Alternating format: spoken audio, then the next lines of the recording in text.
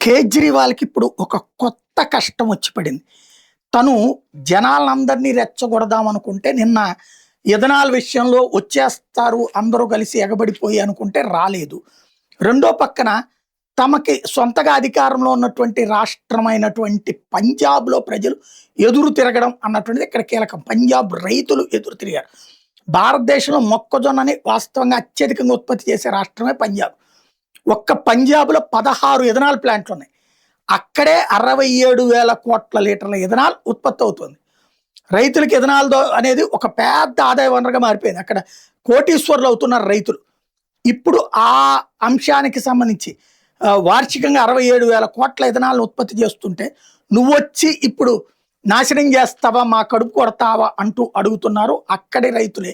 ఏ రైతుల ద్వారా క్రిందటిసారి అధికారంలోకి వచ్చాడో ఇప్పుడు అదే రైతులు ఎదురు తిరుగుతున్నారు కేజ్రీవాల్‌కి.